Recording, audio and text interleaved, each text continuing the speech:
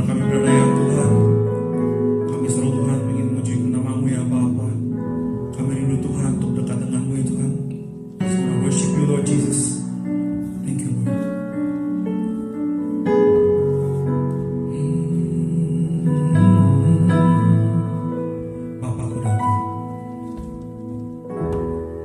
Bapakku datang.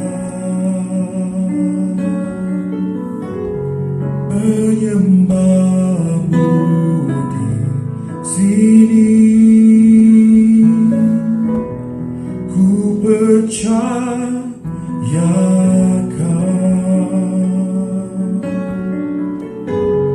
ada bagiku.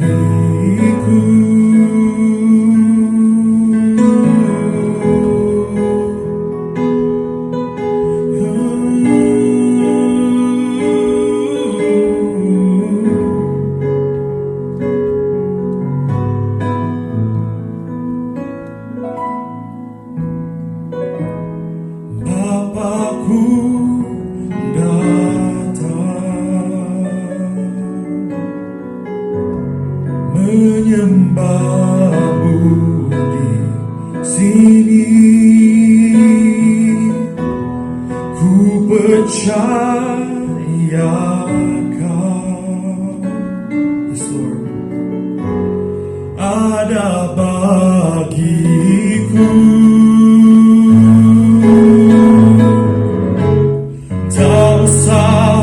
Takut sebab Kau sertaku, tak usah ku bimbang, Kau di dalamku,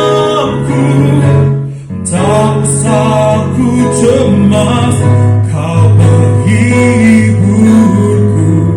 saat ku lemah, Kau kuatku.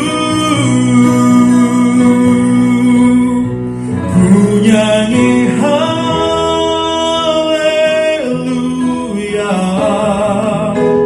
ku nyanyi haleluya,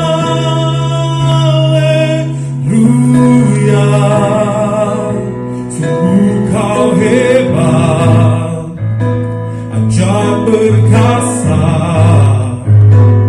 perbuatan-Mu.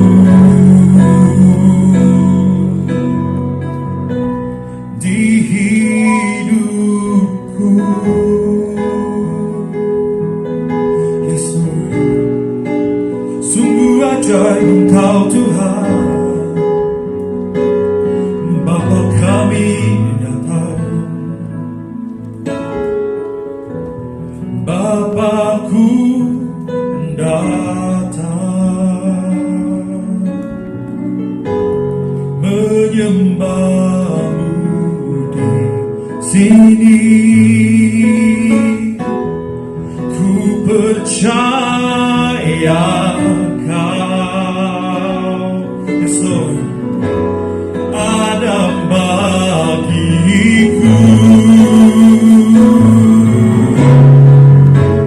Tak usah ku takut sebab Kau sertaku, tak usah ku bimbang, Kau di dalamku, tak usah ku cemas, Kau menghiburku saat ku lemah, Kau kuatku. Ku nyanyi haleluya,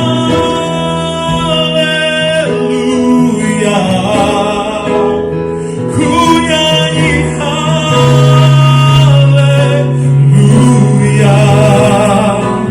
sungguh Kau hebat,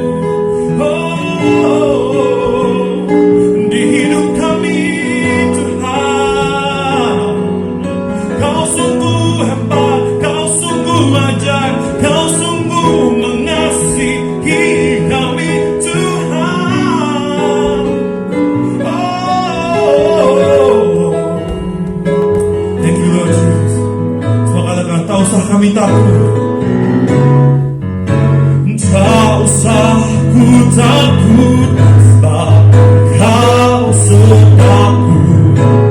Tak usah ku bimbang, Kau di dalamku. Tak usah ku cemas, Kau penghiburku. Saat ku lemah, Kau kuatku. Karena sekarang kita usah kami takut. Tak usah ku takut, sebab Kau sertaku. Tak usah ku bimbang, Kau di dalamku. Tak usah ku cemas, Kau penghiburku. Saat ku lemah, Kau kuatku. Ku nyanyi haleluya,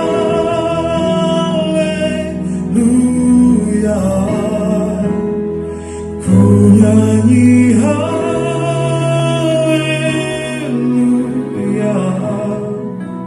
Sungguh Kau hebat, ajaib dan perkasa perbuatanmu.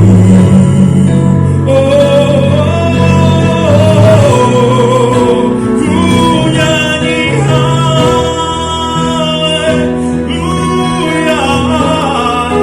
ku nyanyi haleluya.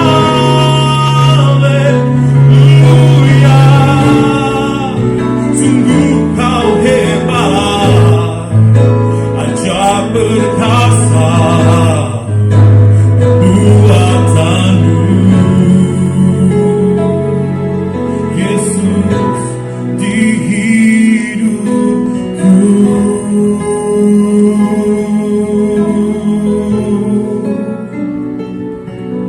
Perbuatanmu Tuhan di hidup kami semua, di hidup gereja Engkau Tuhan, di hidup umat-Mu Tuhan.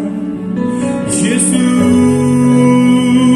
kami serahkan hidup kami kepadamu. Kami tak perlu takut Tuhan, kami tak perlu bimbang Tuhan, kami tak perlu cemas, karena Kau beserta dengan kami Tuhan. Setiap saat, setiap waktu Yesus. Thank you Jesus, thank you Jesus, thank you Lord.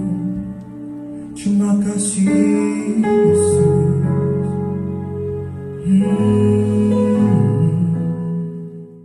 Shalom saudara yang kekasih dalam Tuhan, dan selamat bertemu kembali lewat renungan firman Tuhan hari ini. Mari saudara, sebelum kita masuk renungan firman Tuhan, saya mengajak saudara untuk tundukkan kepala, pejamkan mata, dan kita berdoa.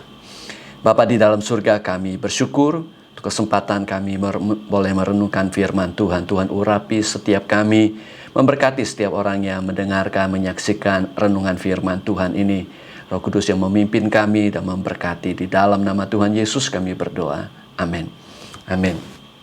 Saudara yang dikasih dalam Tuhan, saya berdoa saudara dalam keadaan baik adanya. Untuk renungan kali ini dan beberapa minggu berikutnya, kita akan berbicara mengenai mental health atau kesehatan mental atau kesehatan jiwa manusia. Tujuan renungan untuk topik-topik yang akan kita sampaikan adalah berkacamatakan dengan kebenaran firman Tuhan.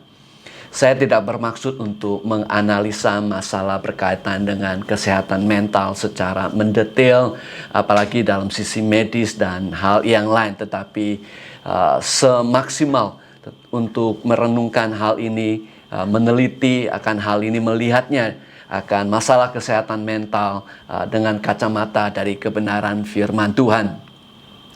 Kesehatan mental bukanlah masalah baru. Orang-orang sepanjang sejarah manusia telah berjuang melawan dan mengatasi akan tantangan ini. Baik orang-orang yang terkenal, mungkin salah satunya Abraham Lincoln. Menurut salah satu catatan biografi bahwa beliau juga menghadapi depresi yang sangat parah, bahkan melumpuhkan kehidupannya yang kadang-kadang menyebabkan dia memiliki pikiran untuk bunuh diri seperti yang banyak dihadapi banyak orang. Demikian juga di catatan sejarah menunjukkan bahwa orang-orang seperti Vincent van Gogh, Michelangelo, orang-orang yang hebat dalam seni, mereka juga mengalami hal yang sama, termasuk juga saintis Isaac Newton yang mengalami akan tantangan dalam pergumulan dengan mental mereka.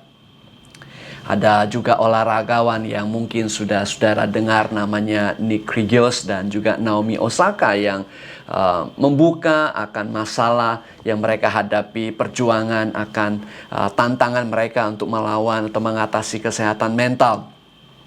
Adapun masyarakat umum 2 tahun terakhir ini dan karena pandemik membuat akan masalah ini semakin diketahui banyak orang, dan banyak kehidupan orang juga terpengaruh akan masalah ini. Meskipun perjuangan ini mungkin tampak seperti masalah manusia modern, tetapi sebenarnya di dalam Alkitab juga berbicara atau mencatat beberapa hal orang-orang yang mengalami masalah mental health atau kesehatan mental. Tentu saja tidak digunakan istilah itu di dalam Alkitab. Tetapi kita melihat contoh-contohnya di dalam Alkitab, misalnya Nabi Elia yang berkata kepada Tuhan, "Tuhan, ambil nyawaku atau bunuhlah aku." Termasuk juga dengan Musa. Beliau juga pernah berkata kepada Tuhan, "Tuhan, ini terlalu berat beban ini, Tuhan bunuh saya saja." Nah, orang-orang ini, saudara, adalah orang-orang yang rohani tentu saja. Nabi Elia, Musa, orang-orang yang dekat dengan Tuhan, orang-orang melakukan mujizat di hadapan Tuhan dan menjadi alat di tangan Tuhan. Tetapi hal itu tidak membuat mereka kebal terhadap masalah kesehatan mental, mengalami depresi, putus asa, dan segalanya. Dengan kata lain, saudara, kerohanian seseorang tidak bisa melindungi dia dan membuat dia kebal daripada masalah kesehatan mental. Namun di lain pihak kita juga menyadari bahwa orang-orang yang mengalami masalah kesehatan mental, kesehatan jiwa, tidak berarti bahwa hidup mereka sudah berakhir, bahwa karier mereka sudah berakhir, karena kita melihat catatan sejarah orang-orang yang meskipun mengalami tantangan sedemikian besar dalam kesehatan jiwa, dalam kesehatan mental, tetapi mereka menjadi orang yang berhasil dan produktif. Dan itulah juga yang mestinya menjadi perjuangan buat saudara dan saya, usaha kita. Oleh karena itu, kalau kita lihat di dalam Injil 3 Yohanes pasal 1 ayat 2, Rasul Yohanes berkata demikian, "Saudaraku yang kekasih, aku berdoa, semoga engkau baik-baik dan sehat-sehat saja dalam segala sesuatu, sama seperti jiwamu baik-baik saja." Terjemahan Inggris katakan, "prospers in your soul." Jadi jiwamu mengalami kelimpahan, mentalmu sehat, jiwamu sehat. Dan saya menemukan bahwa salah satu akar masalah kesehatan mental, tentu saja banyak sekali penyebab daripada orang mengalami tekanan jiwa, orang mengalami masalah kesehatan mental. Ada beberapa hal, saudara. Tapi salah satu yang saya temukan adalah karena sakit hati. Orang yang istilah kita mungkin luka batin, orang-orang yang mengalami pengalaman yang pahit dalam hidup mereka, mungkin karena mereka diperlakukan dengan tidak baik, mungkin mereka diperlakukan atau dikata-katain dengan kata-kata yang tidak baik sehingga menimbulkan sakit hati mereka. Nah, saudara, sama seperti dengan apabila tubuh kita mengalami luka, dan apabila itu tidak diobati dan mengalami infeksi, maka akan mengalami masalah yang lebih besar. Demikian juga dengan jiwa seseorang, dengan mental kita. Apabila ada luka dan itu tidak ditangani dengan baik, maka bisa terjadi infeksi yang menyebabkan mungkin juga hal yang menyakitkan dalam hidup mereka, membuat mereka menjadi tidak bisa berfungsi sebagaimana mestinya, sehingga selalu mengalami sakit dalam pikiran, dalam hati mereka.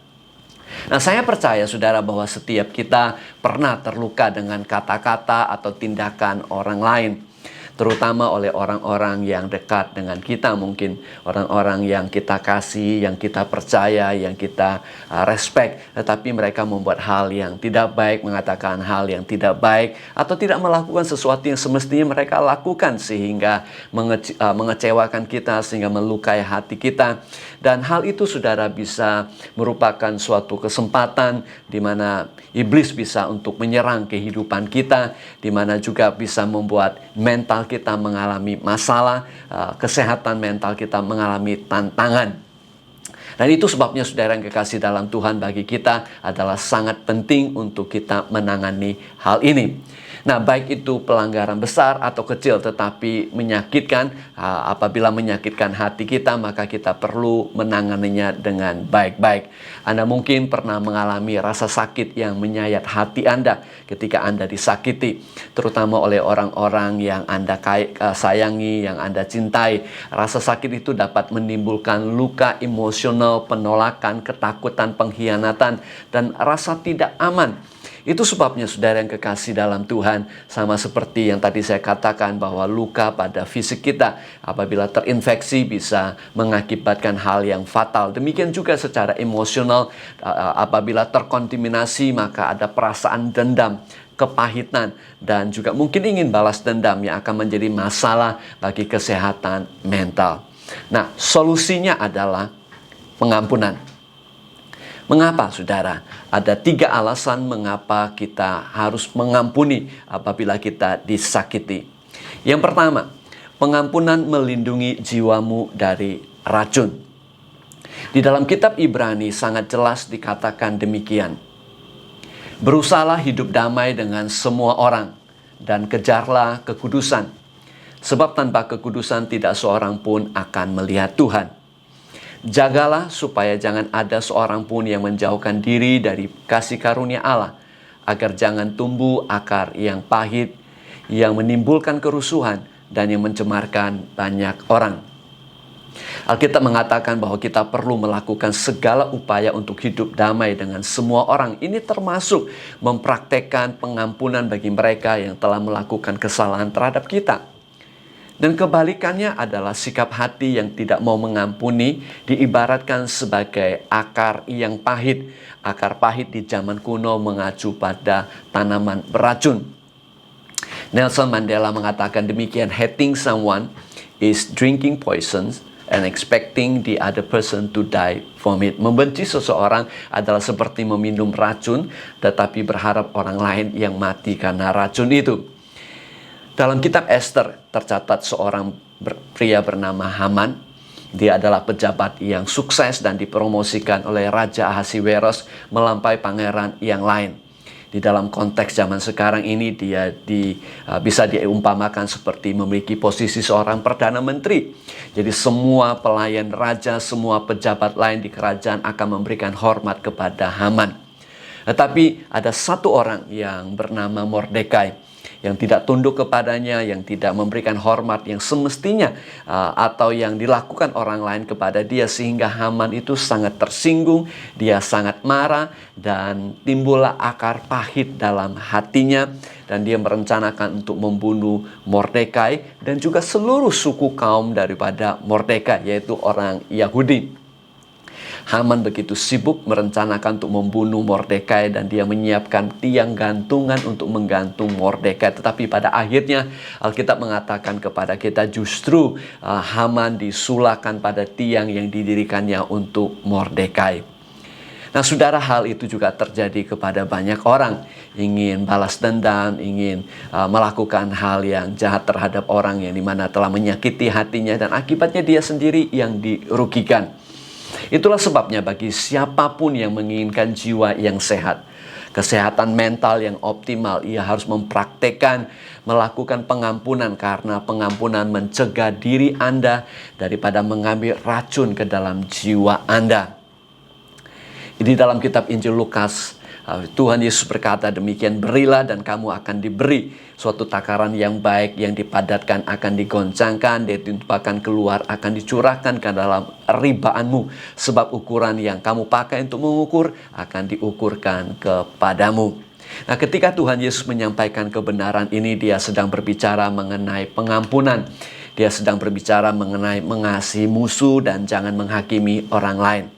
Dengan kata lain, Tuhan Yesus sedang berbicara mengenai memberikan pengampunan kepada orang yang telah berbuat salah kepada kita, maka kita juga akan menerima pengampunan yang besar daripada Tuhan.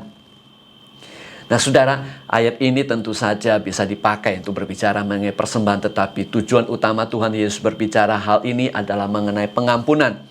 Ketika kita mengampuni orang lain, kita akan menerima pengampunan yang banyak dari Tuhan. Dan kita semua membutuhkan pengampunan daripada Tuhan dari waktu ke waktu. Oleh karena kita tidak sempurna, kita masih bisa melakukan kesalahan, kita bisa jatuh ke dalam keduniawian, pikiran kita bisa memikirkan hal-hal kedagingan, sehingga kita butuh pengampunan Tuhan dalam kehidupan kita. Itu sebabnya saudara harus mengampuni agar Anda juga menerima pengampunan dari Tuhan. Hal yang kedua, untuk kita mengapa kita melakukan pengampunan supaya jiwa kita sehat, oleh karena pengampunan melindungi jiwa kita. Di dalam kitab Efesus pasal 4 berbicara mengenai apabila kita marah, supaya jangan kita berbuat dosa. Jangan sampai matahari terbenam sebelum padam amarah kita.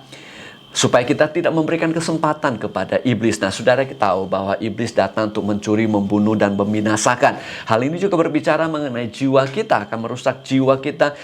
Iblis berusaha datang untuk merusak jiwa kita, berusaha untuk menghancurkan ketentraman, kedamaian daripada hati kita.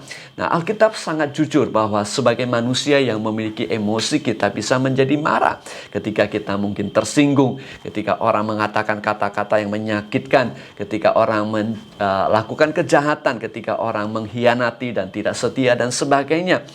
Jadi dalam kondisi ini adalah manusiawi apabila kita marah. Tapi kita harus sangat berhati-hati untuk tidak memberikan kesempatan kepada iblis, yaitu si musuh, untuk menyerang jiwa kita, untuk merampas sukacita kita, untuk merampas ketenangan kita, untuk merampas sejahtera dalam kehidupan kita. Ketika seseorang marah dan terus menyimpan amarah itu, maka itu bisa menjadi dendam dan sakit hati dalam hidup mereka. Dan hal itu bisa menjadi kesempatan bagi iblis untuk melancarkan serangan di pikiran, di hati orang tersebut. Dengan kata lain, sikap tidak mengampuni digambarkan sebagai suatu tindakan memberikan kesempatan membuka hidup Anda bagi musuh untuk menyerang jiwa Anda. Jadi kita harus mempraktekkan pengampunan dan melakukannya sesegera mungkin. Ya, tanda istilah Alkitab, sebelum matahari terbenam. Nah, saudara, apabila saudara tahu ada orang yang harus saudara ampuni, saudara maafkan, mungkin mereka tidak minta maaf dulu, tetapi itu jangan menjadi halangan bagi saudara untuk memaafkan mereka, mengampuni kesalahan mereka. Dan saudara bisa juga berkata pada Tuhan, Tuhan, aku mengampuni mereka seperti Tuhan mengampuni saya. Yang ketiga, demi untuk kesehatan mental Anda, supaya Anda mengampuni, karena pengampunan memberikan kebebasan bagi jiwa Anda. Jiwa Anda bisa move on, pikiran Anda bisa move on, hati Anda bisa move on daripada terbelenggu oleh karena masa lalu, oleh karena apa yang telah dilakukan orang lain kepada saudara. Nah, Anda mungkin masih ingat kisah yang Tuhan Yesus ceritakan mengenai anak yang terhilang itu. Di mana ada anak yang sulung itu yang tidak mau mengampuni daripada adiknya yang sudah bertobat. Nah, saudara, itu membuat dia penuh dengan amarah, tidak bisa menikmati akan kekayaan, akan berkat yang ada daripada orang tuanya. Demikian juga di dalam kitab Injil Matius 18. Saudara mungkin masih ingat ada orang yang memiliki utang yang besar. Dia datang pada tuannya, pada raja untuk minta supaya dia diampuni. Dan saudara, utangnya dibebaskan, utang yang sangat besar itu. Tetapi ketika dia keluar, dia bertemu dengan seorang temannya yang berutang kepada dia juga. Utangnya kecil dibandingkan dengan utangnya kepada raja itu. Tetapi dia, ketika temannya minta untuk waktu yang lebih lama untuk diampuni, dia tidak melakukannya. Justru dia menangkap temannya dan memasukin dia ke dalam penjara. Ketika tuannya mendengar itu, apa yang dilakukan orang itu, maka raja memanggil hamba itu dan sangat marah kepada kepada dia. Dan Alkitab berkata dia ditangkap dan kemudian dimasukin penjara, disiksa oleh algojo di sana. Nah, saudara yang kekasih dalam Tuhan, demikian juga dengan kita. Apabila kita tidak mengampuni orang lain, jiwa kita itu, saudara, seolah-olah terpenjara. Kalau kita tidak mengampuni orang bersalah kepada kita, jiwa kita seolah-olah tersiksa oleh algojo. Hati yang tidak mau mengampuni telah menyebabkan hamba itu dijebloskan ke dalam penjara, disiksa sampai ia harus membayar kembali semua utangnya. Ini berbicara mengenai jiwa kita. Ini berbicara tentang kesehatan mental kita. Ketika kita tidak mengampuni orang lain, ketika kita tidak mempraktekkan pengampunan, maka jiwa kita akan terpenjara dan tersiksa.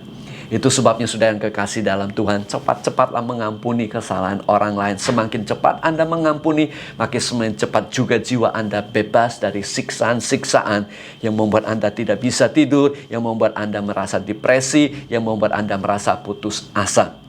Nah, pengampunan itu sangat penting untuk kesehatan mental Anda. Karena pengampunan memberikan kebebasan bagi jiwamu. Ketika Anda mengampuni, maka Anda akan bisa maju terus kepada tujuan panggilan Allah yang telah Tuhan tetapkan dalam hidup Anda. Itu sebabnya, saudara yang kekasih dalam Tuhan, belajarlah mengampuni dan terus mengampuni agar jiwa Anda, mental Anda tetap sehat. Satu ayat yang terakhir dari kitab Efesus pasal 4 ayat yang ke-32. Tetapi hendaklah kamu ramah seorang terhadap yang lain, penuh kasih mesra dan saling mengampuni sebagaimana Allah di dalam Kristus telah mengampuni kamu. Tuhan Yesus memberkati saudara. Terima kasih untuk perhatian Anda. Mari kita akhiri dengan doa. Bapa, kami bersyukur untuk renungan firman Tuhan ini. Materaikan dalam hidup kami. Dan Tuhan, jika ada orang-orang yang pada saat ini sedang mendengarkan renungan ini, menyaksikan renungan ini, dan Engkau telah menggerakkan hati mereka untuk mengampuni, Tuhan, Roh Kudus menjamah hati mereka. Mereka yang rindu, mereka yang mau melakukan firman-Mu, berikan kelegaan dalam jiwa mereka, keberanian untuk mengampuni, dan untuk melihat karya Tuhan dalam hidup mereka, jiwa mereka menjadi jiwa yang sehat. Tuhan memberkati di dalam nama Tuhan Yesus. Amin. Amin. Tuhan Yesus memberkati saudara.